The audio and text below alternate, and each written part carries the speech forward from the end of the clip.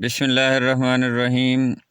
Assalamu alaikum students. Here is Raukhram Shehzad and today we are going to start a new chapter which is also related to the two states of matter, liquids and solids.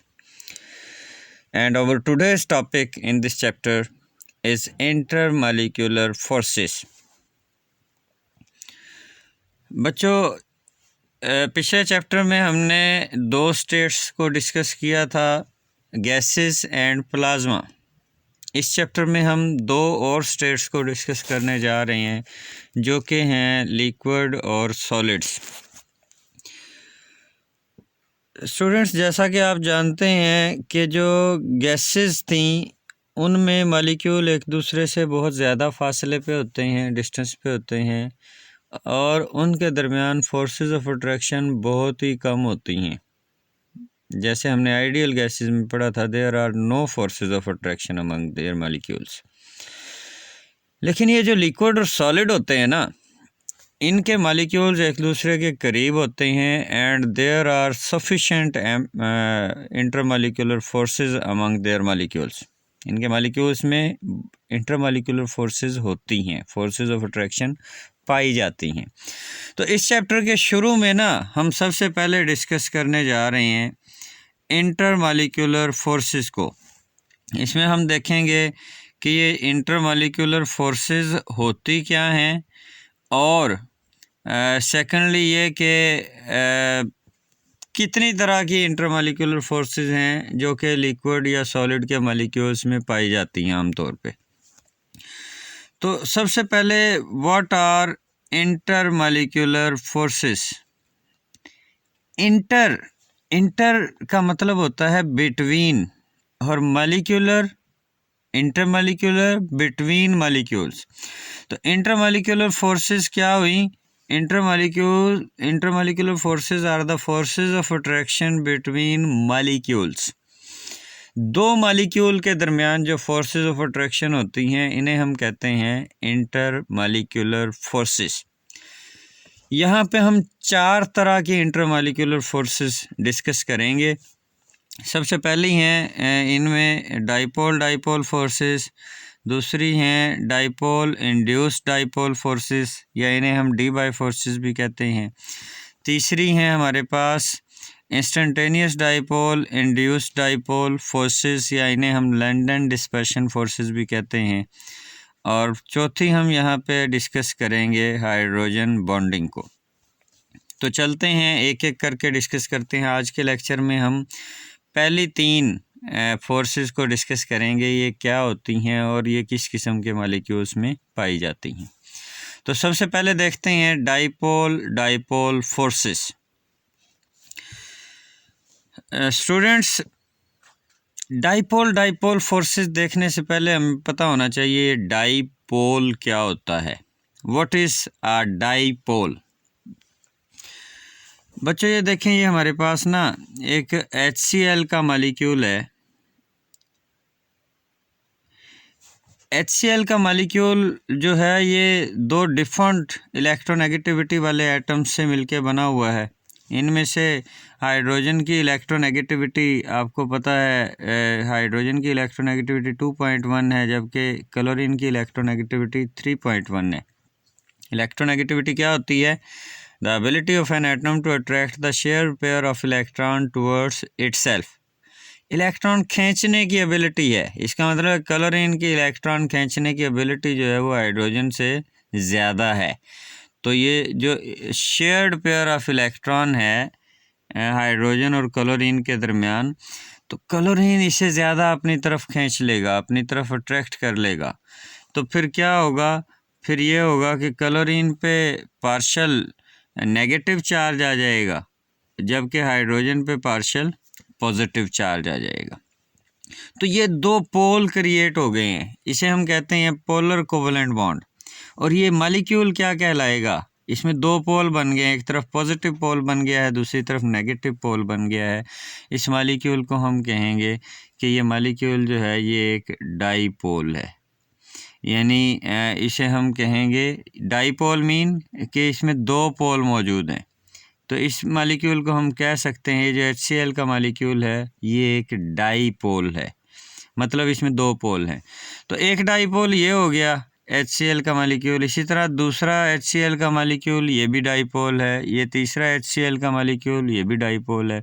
अब हर HCl में देखें कि hydrogen पे partial positive charge है और chlorine पे partial negative charge है। तो अब क्या है कि ये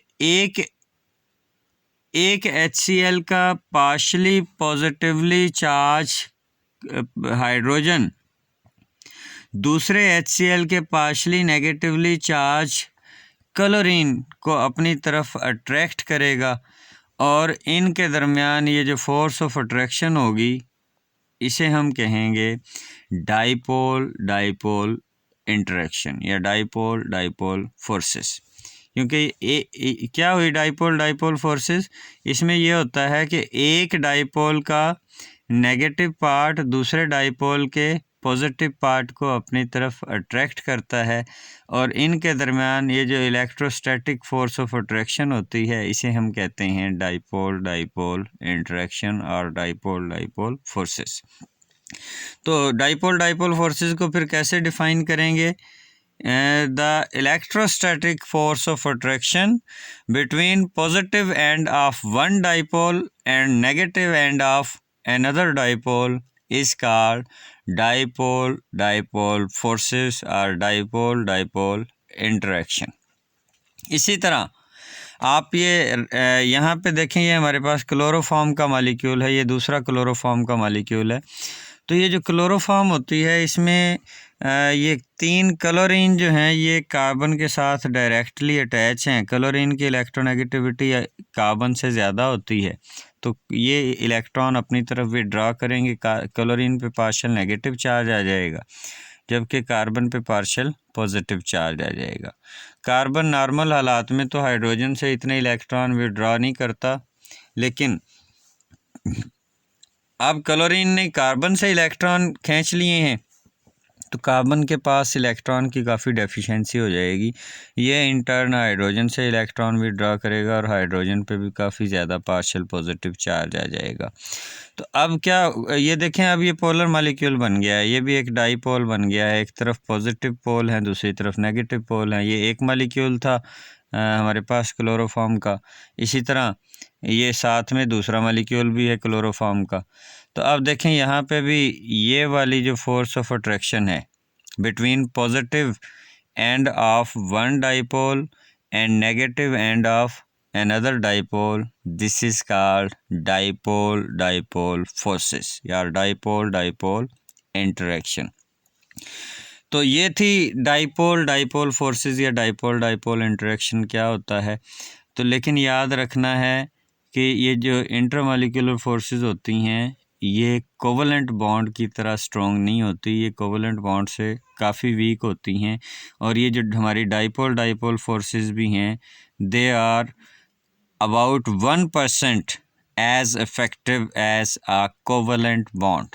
ये just 1% इफ़ेक्टिव होती हैं as compare to covalent bond. तो ये किस किस्म के मालिक्यूल्स में पाई जाएंगी dipole dipole forces? Dipole dipole forces होती हैं 2 डाईपोल्स के दरमियान, 2 परमानेंट डाईपोल्स के दरमियान। तो ये तमाम पोलर मालिक्यूल्स में एग्जिस्ट करती हैं और जो हमारी काफ़ी सारी प्रॉपर्टीज़ हैं, physical properties, melting point, boiling point और ये इस तरह की जो प्रॉपर्टीज़ हैं ये डिपेंड करती होती हैं strength of these dipole dipole forces पे इन पोलर मॉलिक्यूल्स। तो ये पहली टाइप थी इंटरमॉलिक्यूलर फोर्सेस की, डाईपोल डाईपोल फोर्सेस। दूसरी टाइप है डाईपोल इंड्यूस्ड डाईपोल फोर्सेस या डी बाय फोर्सेस भी कहा जाता है इन्हें, क्योंकि इन्हें डी बाय ने स्टडी किया था। डाईपोल डाईपोल फोर्सेस तो थी तमाम पोलर मॉलिक्यूल्स में, ये कैसे होंगी, ये किस किस्म के मॉलिक्यूल्स में एग्जिस्ट करेंगी? ये जो डाईपोल इंड्यूस्ड डाईपोल फोर्सेस है ना, ये एग्जिस्ट करती हैं पोलर और नॉन पोलर मॉलिक्यूल्स के दरमियान।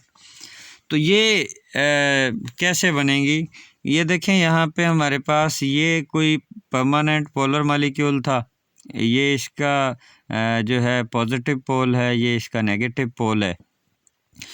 दूसरी तरफ ये हमारे पास था कोई नॉन पोलर मॉलिक्यूल जिसमें सेंटर में पॉजिटिव चार्ज है, न्यूक्लियस है, जबकि बाहर सिमेट्रिकली नेगेटिव चार्ज डिस्ट्रीब्यूटेड है। तो जब कोई नॉन पोलर मॉलिक्यूल, जैसा कि ये मॉलिक्यूल जब किसी पोलर मॉलिक्यूल के करीब आता है तो क्या होगा, ये जो पोलर मॉलिक्यूल है ना, इसका ये जो पॉजिटिव एंड है ये क्या करेगा, ये नॉन पोलर मॉलिक्यूल के इलेक्ट्रॉन्स को, नेगेटिव चार्ज को अपनी तरफ खींचेगा, जबकि इस नॉन पोलर मॉलिक्यूल के पॉजिटिव चार्ज को रिपेल करेगा।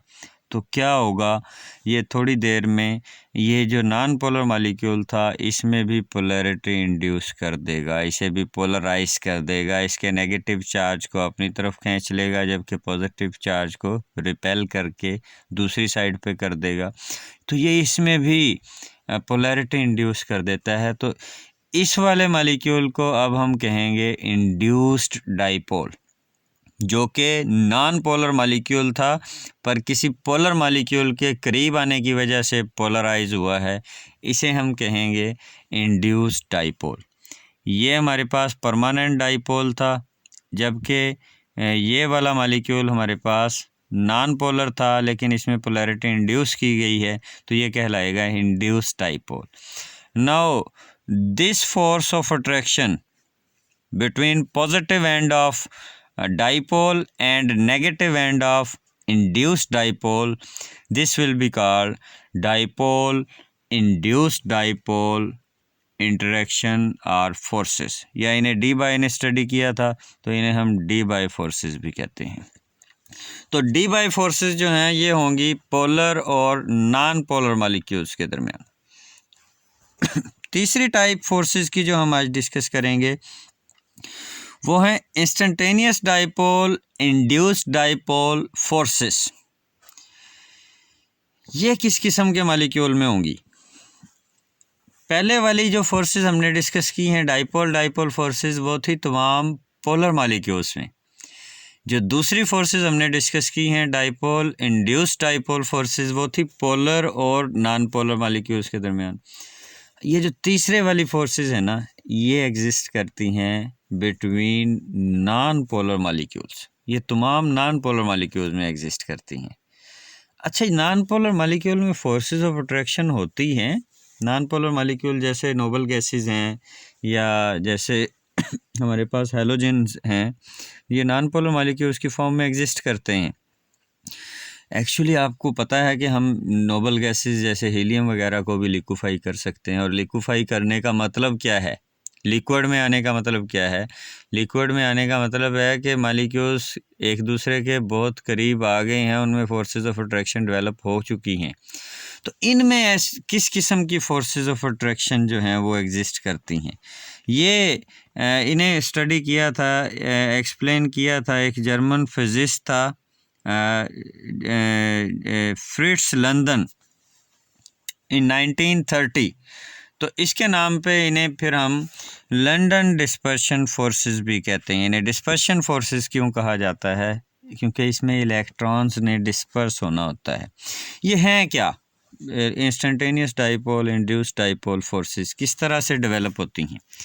ये देखें, ये हमारे पास ना कोई दो नॉन पोलर मॉलिक्यूल थे, दोनों ही नॉन पोलर मॉलिक्यूल थे, दोनों के सेंटर में न्यूक्लियस था और बाहर इलेक्ट्रॉन सिमेट्रिकली डिस्ट्रीब्यूटेड थे।